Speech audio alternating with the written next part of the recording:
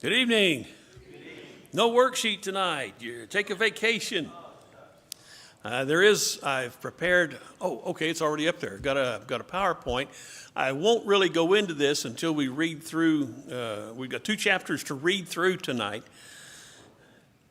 The Judges part of our study is kind of over, and now we're just looking at situations that took place in Israel based on the idea, but the fact that, as it says a couple times in the book, every man did that which was right in his own eyes, and that made for quite a mess in a number of ways. So that's what we're getting into tonight.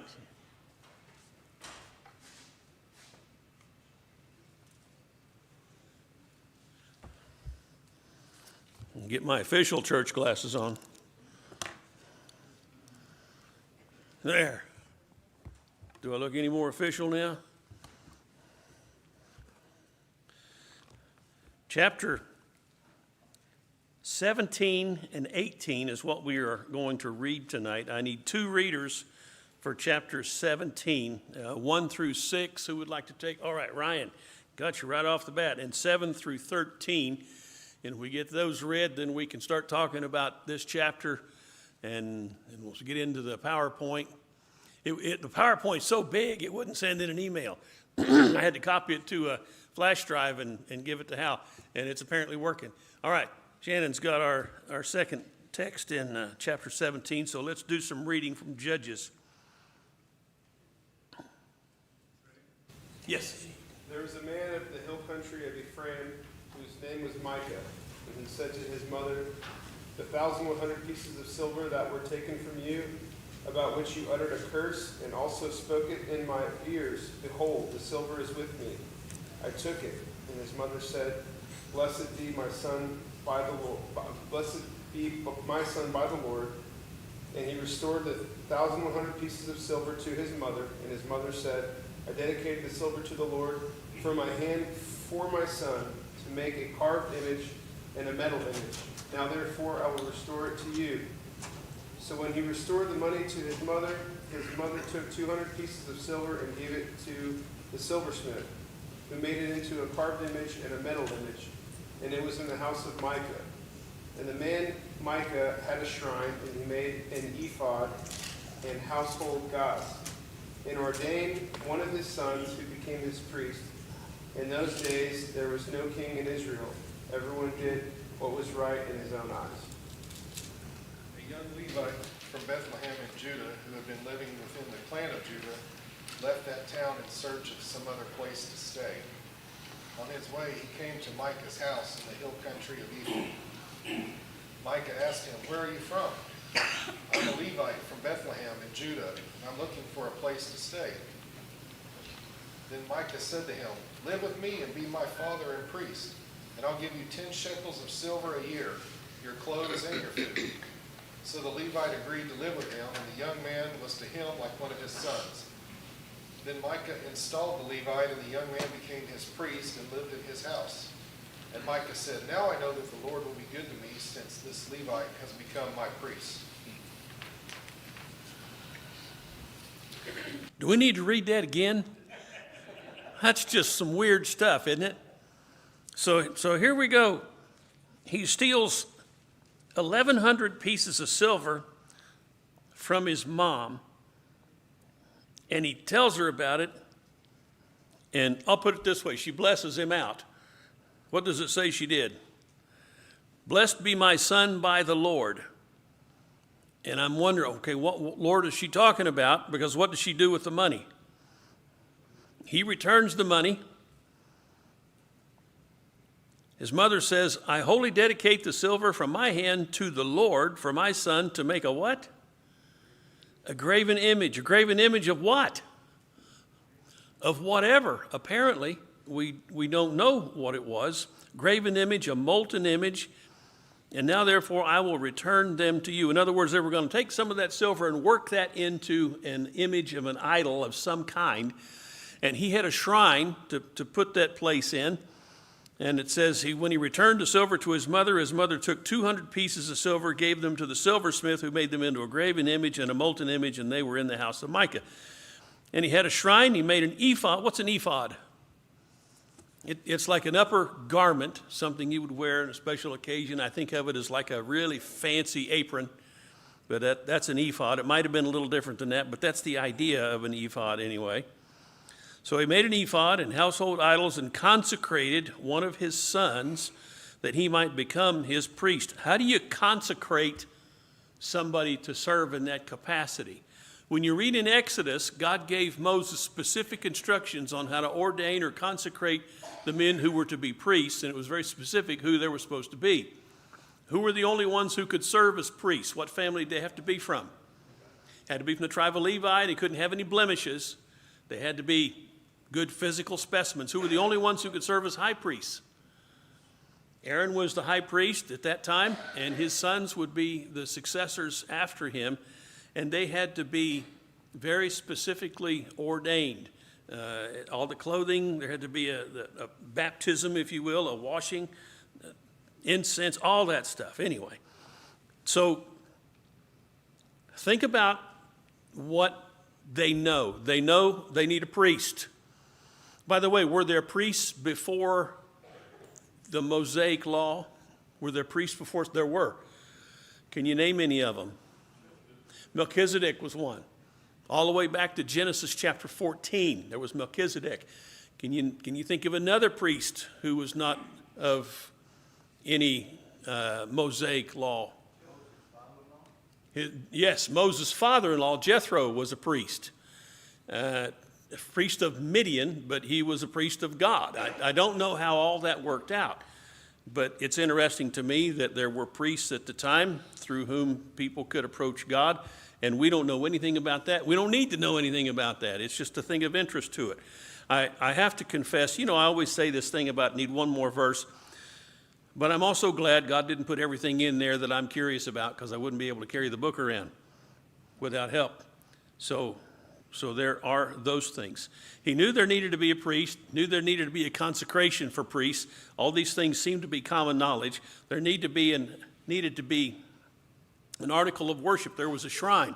What would it's not a shrine, but what would be any kind of a counterpart in Judaism, in a legitimate religion? Might be an altar. So there's something there. And this is the way the thought process apparently went in those days, that there had to be some physical aspects about which we could approach. Now, thinking about that and overlaying that on what we have today in the Lord's church, are you not grateful for spirituality as God has given it to us today? We don't have to make a pilgrimage anywhere. Glad for that. We're obligated to meet one day of the week, on the first day of the week. And what do we do on that day? You got to bring your bulls and your calves and your goats so we can slaughter them out there in the parking lot. No, don't have to do any of that, do we? We just show up. There's already some unleavened bread and fruit of the vine provided. Somebody's going to lead us in songs.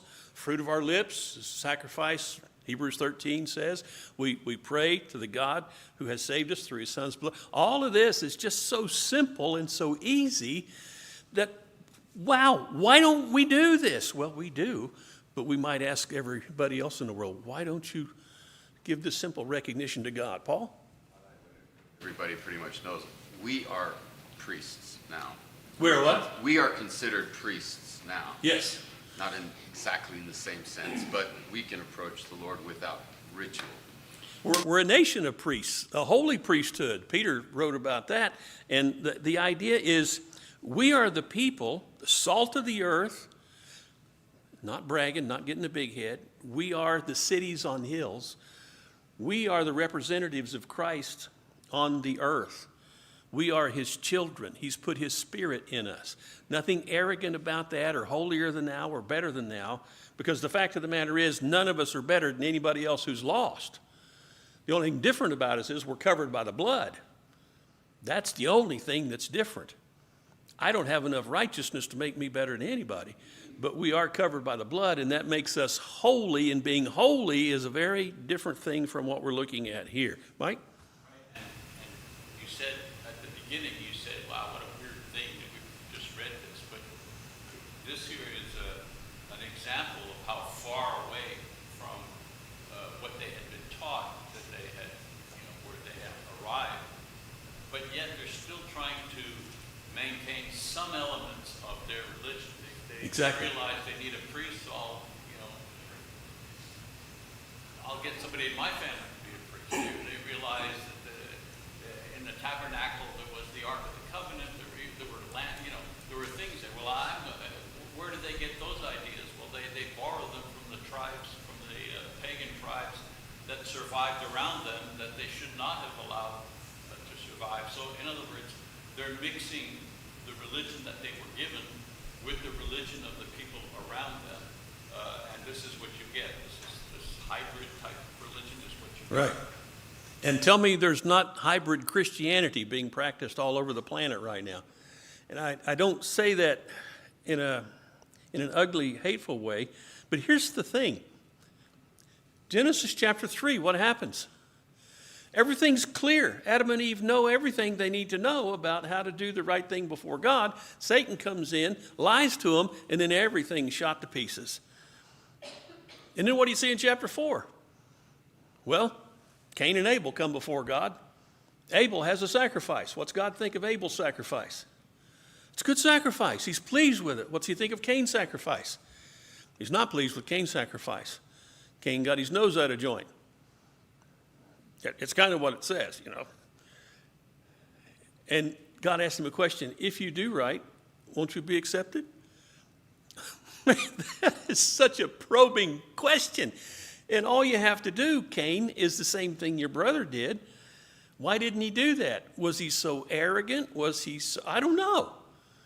But he didn't do it. He wouldn't follow through. And you know how that turned out. That's the first murder.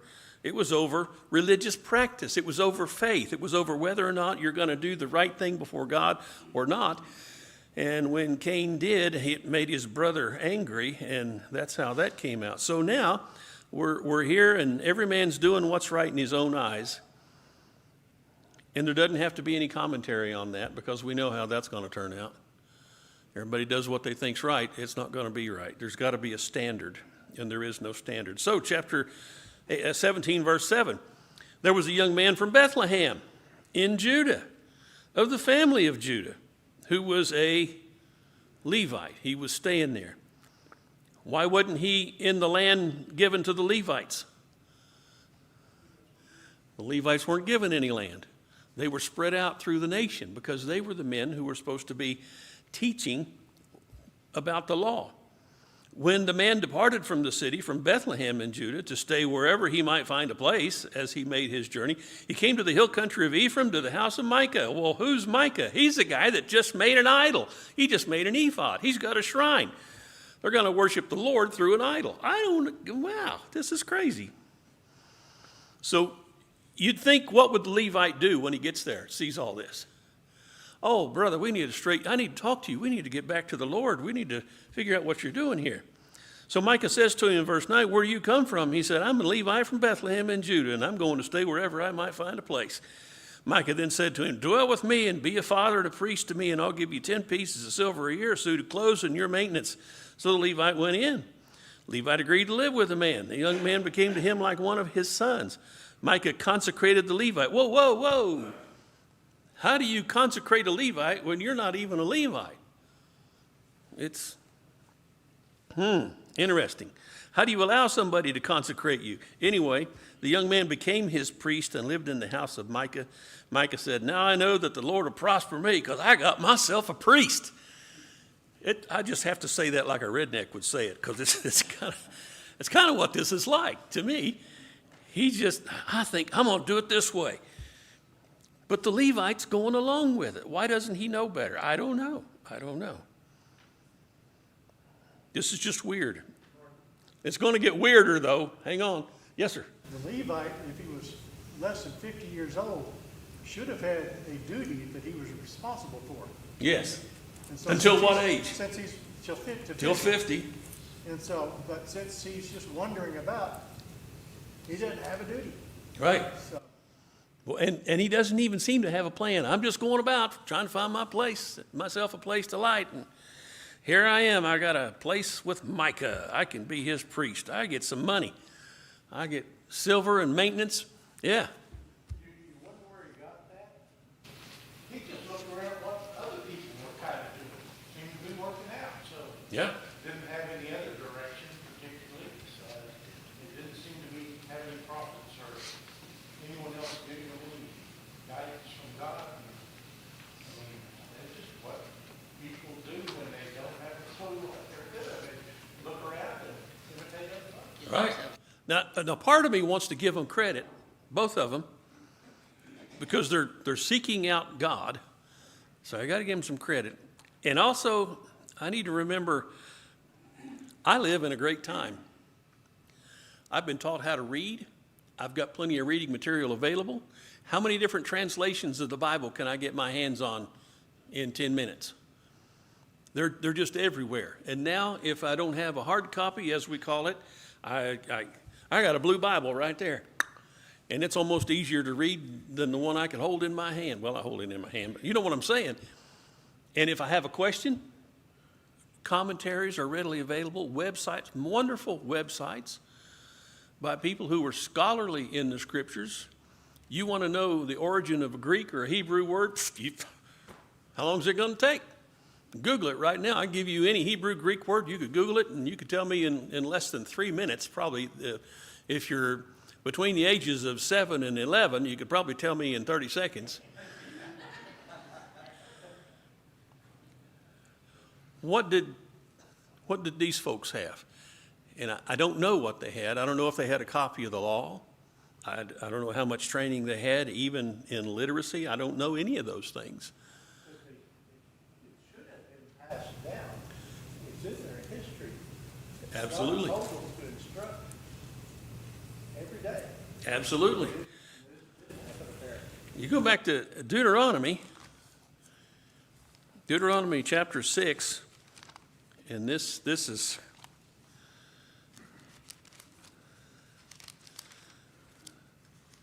the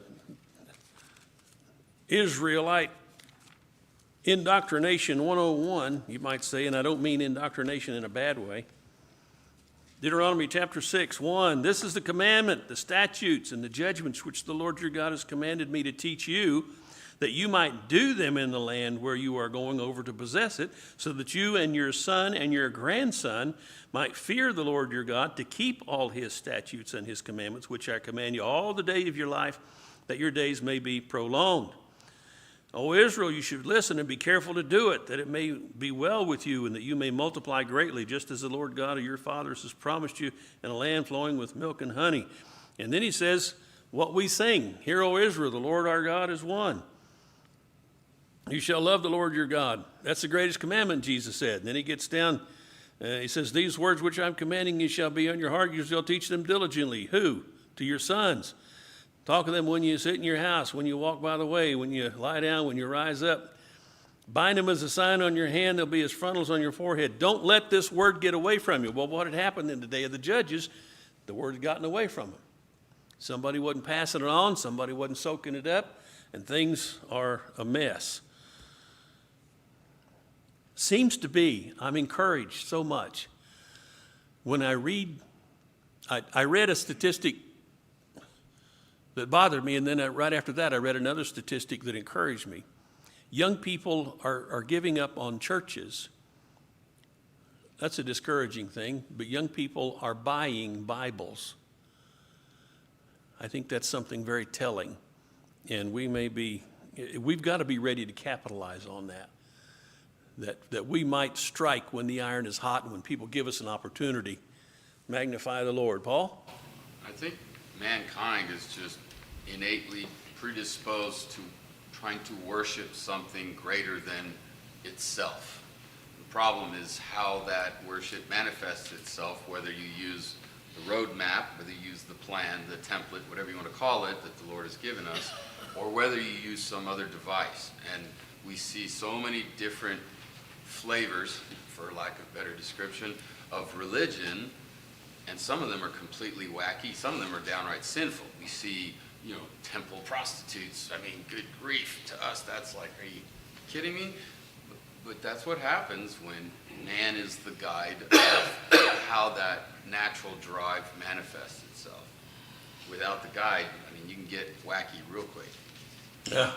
It's interesting to me. You know, Debbie's into her heritage, and they have a pageant over in Yukon. It's a Czech pageant, and the girls study Czech history and language and ethnic cultures and all that stuff. And then they have to create a kroy. A kroy is a costume, and they wear that costume. And in talking with her friend that she met in the Czech Republic, who is Czech and who makes dolls with these kroy on them, she was talking about American kroy. Do they not have a petticoat under there? Well, we don't have that over here. It's not the same thing. We got, I forget, it might be a petticoat, but she told Debbie, well, if you're in the Czech Republic and you don't have at least 5, you're a hussy. So, what? What happened to that law? That just kind of got knocked by the wayside. Now, that's just a human cultural thing, but that's what happens. Everything shifts when it comes over to another place, another country, and you start life all over. Well, you're going to lose something. And so now they're studying, trying to get back to the original things. But some of it they're finding is so difficult. Well, we're going to call it Americanized. And we're not going to have 5 petticoats or whatever. And anyway, that's just a brief kind of an analogy as to how these things go. But we're not talking about how we dress. We're talking about God. And I hate that anybody might be in such ignorance that they don't have a way to approach God that would be good. And I don't know what God thought of all this. I just know he's recording it for us so we can read it. Bobby? I was just thinking that the culture that was influencing them, same culture influences us. Mm-hmm. That's why a lot of the religions are okay for a little while and then they shift because the culture changes and we want to keep up with what's modern, so therefore we follow the culture, and sooner or later we're far away from where we began. And things change gradually. When I was a kid, you didn't say the word pregnant. You just didn't say that out loud in polite company. And now we got 15 different ways to describe it. And there's a whole list of words that never used to come out of my mouth because I knew I'd get smacked.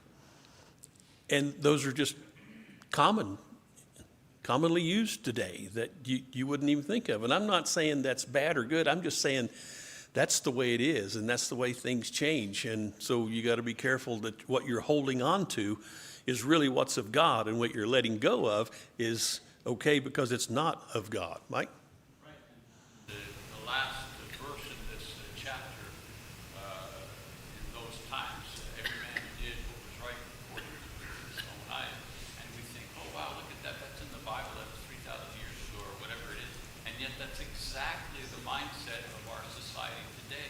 Right. Every man, every person does according to what they believe. You know, my truth. Right. This is just the 3,000-year-old version of, well, that's my truth. I live by my truth. And the very pertinent lesson here is this is what my truth produces. Right. This Exactly. kind of chaos, this kind of, hybrid everything, where nothing makes sense. And I'm just trying to make the point that this is a very pertinent, very, Relevant. Yeah. A very relevant chapter to what we're living in today. And one step further, you said that they're buying more Bibles. We must have read the same article because I was surprised too. Less people go to church, less people identify with a particular religion, but they haven't been selling as many Bibles in several years. Bible sales are going through the roof. So people are still searching. Right. And the beauty of the restoration churches, of which we are one, Church of Christ, the beauty of it is that we are calling out to people to come back to the plan. In other words, I sincerely believe we have the right message. Of course, it's the gospel, but I'm saying the approach that we have, I believe, is the correct approach. Let's go back to the original plan, and let's just stick to that original plan, and it'll produce, something that's good. And I just hope that more brethren would have that kind of enthusiasm. We've got the right thing, We just Right. have to get it out of the building. Absolutely. And are you not grateful that God didn't say, now be ready for updates? Things are going to change along the way. I'm so glad that as a minister, I don't have to worry about finding the next book from God and studying that one and figure out how that goes. It's all right here. It's so simple, if you will. Don? To be sure that we don't get our chest too puffed up, I liked our old mantra, I don't know if it's still up, but it says we're trying to be the church Christ Jesus built. Because just right here within a few miles, we've got other churches of Christ that completely believe different things than we believe. And sometimes they don't even fellowship with us. You're right. And so I'm not trying to bring that up to make a big deal about it, but it's there. And they have beliefs that they say, we're doing something wrong. And so we want to make sure that we're praying about those things, not getting our chest out saying, we got it all right. We're trying to get it all right. And we need to always continually search and not think that we're perfect. We need to be calling upon the name of the Lord at all times. Right. The thing is, we know there's got to be a standard, and the standard is God and His Word. And if we stick with that standard, that's what's got to be our standard as Christians. There isn't anything else. There isn't anything else except our own opinions, and we know how much trouble those will get us into. But we come back to the Word, come back to the Bible. It doesn't change. It hasn't changed. It's still as relevant now as it was 3,000 years ago. So that's what we're looking at here. And well, I'll tell you what, let's do. Let's go ahead. The reason I wanted to show you these things is because in the next chapter, we're going to be talking about how the tribe of Dan goes up to northern Israel and takes the city of Lachish or Laish from some peaceful people, and they make their dwelling there. I wanted to show you that because we got to go there a couple years ago when we were in Israel. This is the Tel Dan National Park, northern Israel. That doesn't mean go Tel Dan. That means a tel is a mound or a hill. It's a place they find that has history buried in it, and they start uncovering that history little by little. Archaeologists and paleontologists and the people who dig up things from the past. Well, there could be a joke there, but I'm not going to go with it. Anyway, that's what this place is. They found that up here in northern Israel, and they made it into a park. And multiple springs on Mount Hermon. You've heard of Mount Hermon? This is way up north. It's in the area of Dan. They flow down, forming the Dan River, which later splits into other rivers, and then they eventually come back together and rejoin to become the Jordan River.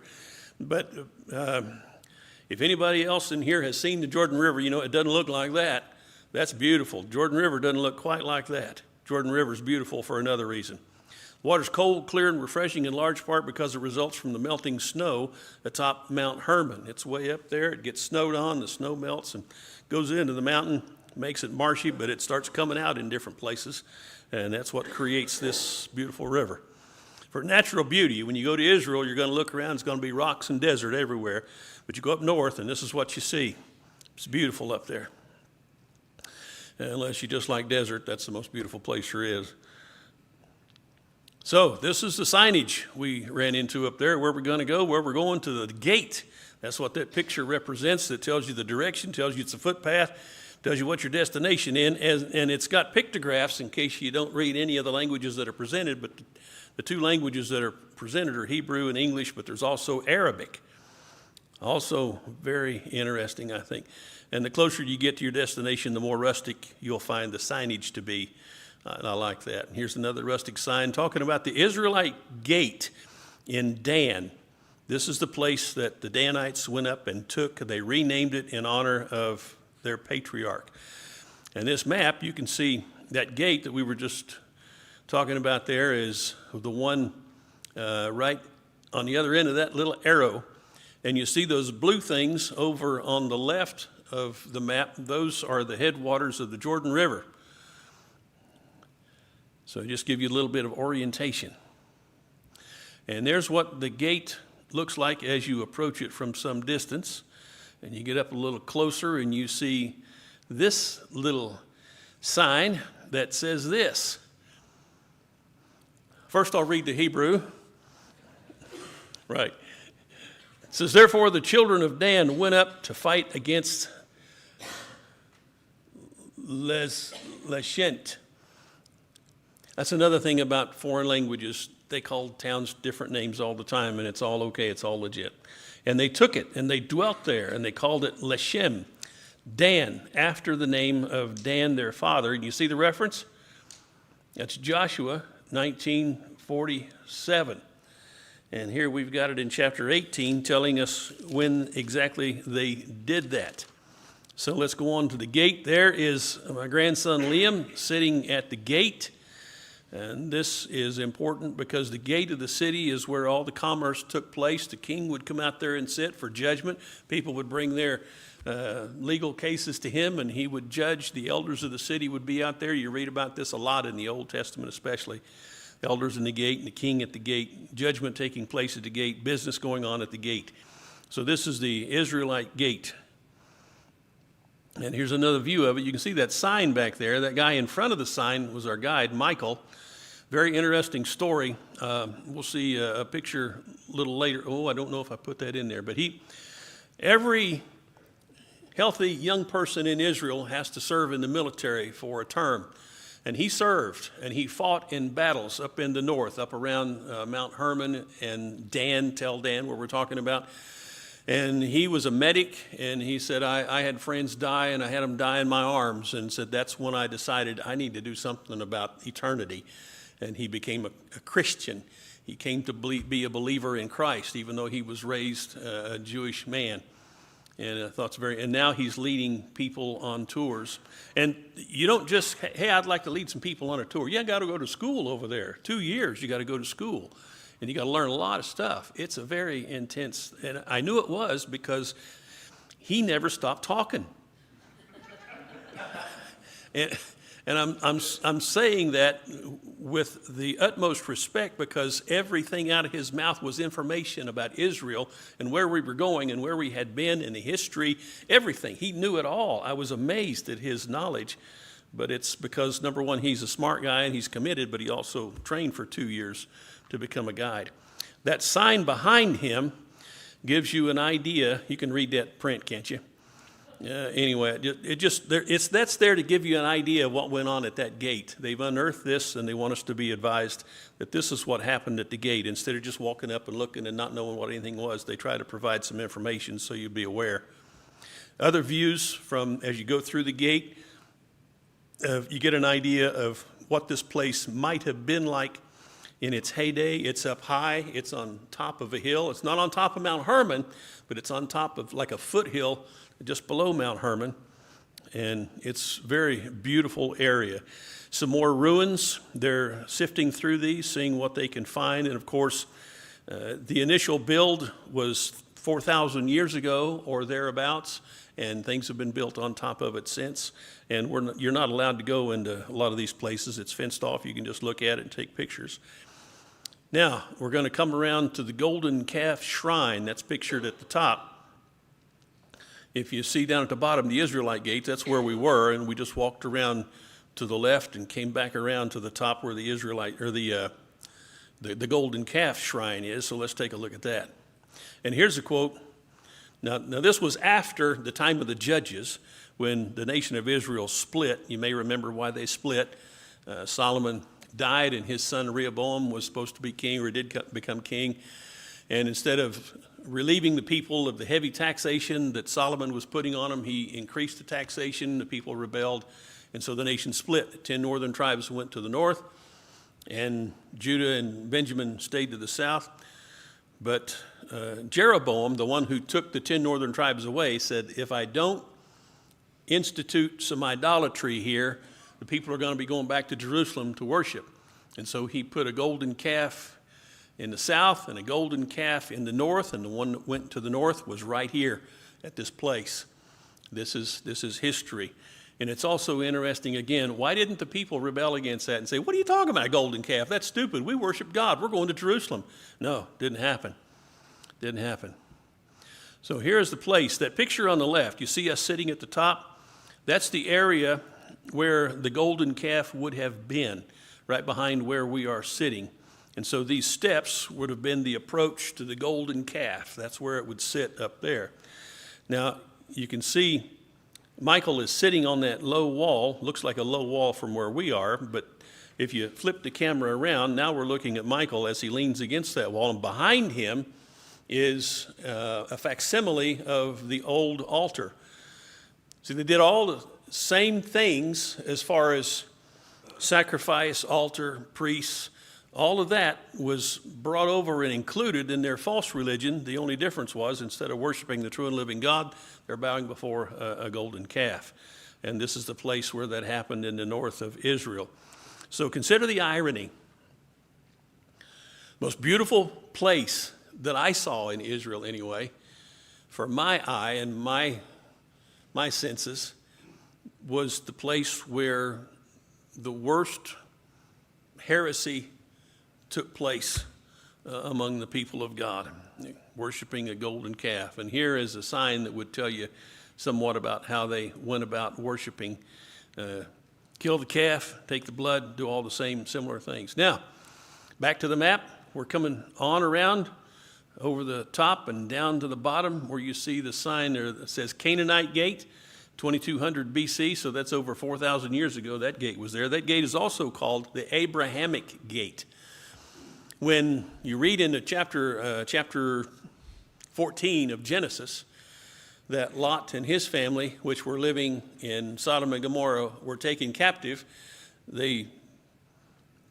Abraham took his 318 trained men and he pursued Chedorlaomer, the cheese king, and all those who took his family captive, pursued them as far as Dan.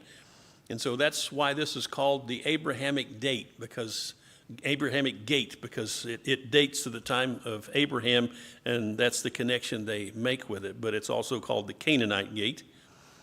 And there it is. You see a model of it there in that smaller picture, so you can get an idea of what it must have been like when it was in its heyday, as we might say. But there is also the remains of it under that cover.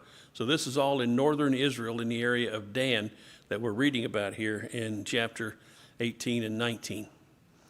All right, this is a very significant find in that area. This is the Tel Dan Stela, and it was discovered in 1993. It dates back to the 9th century, which would be the 800s BC, and it mentions the house of David. There are things such as this that we might take for granted because we read them in the Bible, but people who are skeptics say, there's no evidence that David ever even existed. Well, then boom, 1993, they find this 2,800-year-old stone has carved in it reference to the house of David. So, okay, maybe there was a David. Maybe he was important enough to have what's called the house of David, which is an interesting quote to be left on that stone because of all the things that stone probably had on it. That's what's there. And why is that of interest? What did David want to do for God? He wanted to build him a temple. God said, I didn't ask for a temple, but here's what I'm going to do. You want to build me a house? I'm going to build you a house. And he wasn't talking about a building. He was talking about his lineage and preserving his throne down through the ages until God would bring his son into the world, who would be the son of David. And that's huge. And here we have this piece of evidence dug up, much larger stone than what we see here, but this piece has a reference to the house of David on it. Very interesting to me. I think that's the end of it. Yeah, okay. Well, let's see if we can read the 19th chapter in 5 minutes and discuss it. Maybe not. Maybe not. This is pretty intense. Have you gone ahead and looked ahead to read the 19th chapter and see what's in it? Yes. Chapter 18, it talks about the Danites are still seeking their inheritance. Yes, go back to chapter 1. I'm glad you brought that up. You show that verse there back in Joshua where they had taken the land. That chronologically, is this what was walking around or what's going on there? Now, I have to confess, I'm not hearing everything you're saying, But you're asking, if I'm not mistaken, about why they don't have an inheritance? Okay. Earlier in the Bible, it said they were busy taking their inheritance, and thinking about the sword, according to that picture you showed us back in Joshua, it mentions them taking the land. Oh. Okay. I don't know why I'm having such a hard time finding chapter 1. I used to know Numbers pretty well. All right, Judges chapter 1, verse 34. It says, the Amorites forced the sons of Dan into the hill country, for they did not allow them to come down to the valley. Yet the Amorites persisted in living in Mount Heres and Aijalon and in Shaalbim. But when the power of the house of Joseph grew strong, they became forced labor. The border of the Amorites ran from the ascent of Akrabim, from Selah and upward. In other words, it's not clear that Dan ever fully took the land that they were given on paper, so to speak. So they're fussing about, we don't have a place to be. Where are we going to be? Well, they shoot way up north because everybody else, all the other land is taken. So let's go up to the border. Let's go across the border. We'll look out up there and we'll find a place to take. And that's what they did. And if you read the text, it says that the people that they encountered up there were living peacefully. There's no indication that they were a great military power or anything like that. They just lived peacefully, and they said, we're going to go up there and take it, and that's what they did. It's just, there's more. I want more. I want more information. And God is saying, I'm giving you all you need to know about this. You read it, and you figure out what's important here. It's almost as if God trusts us to give us just enough information to know what's important and to figure things out. I find that reassuring in I don't want to say an odd way, but I find it reassuring. Mike? So they couldn't overcome the Amorites, so they went north for easier pickings, in order to just have a land. However, if you ask the question, why couldn't they overcome the Amorites, whereas other tribes did so? They managed to overcome the locals, the Canaanites, the Hittites, and all the others. Well, you see the extreme way that Dan had fallen from the original law, even putting a golden calf for worship. It seems to me what they didn't do is they didn't rely on God to help them overcome. That they used human reasoning. These guys are hard. Let's go find somebody easier to beat, and we'll settle there. Yeah. And of course, it ends up with what we read in chapter 17. Yeah. And you see the humanity through all of this. They're just people. They're just people like us. We're people. They're people. We got goofy things we do. They got goofy things they did. And in all of this, I'm sure to a lot of folks, I probably sound like I'm very judgmental and I'm looking down my nose at them. But I'm just trying to report this is what's in the book. And what they did was insane. It was crazy. They were unguided, going by the seat of their pants. But it comes back to the fact that they didn't have to be. Nobody has to be unguided. Nobody has to fly by the seat of their pants. If you draw near to God, what will he do? He will draw near to you. If you resist the devil, what will he do? He will flee. Jesus talked about two ways, a broad way and a narrow way. He said the broad way is one where many go in, and few find the narrow way. So this is history. And by the time this was given, it was all over, and there wasn't anything else that needed to be known except what's here. We'll finish up the 19th chapter. It's X-rated, but we'll do it anyway next week. Thank you. Appreciate it.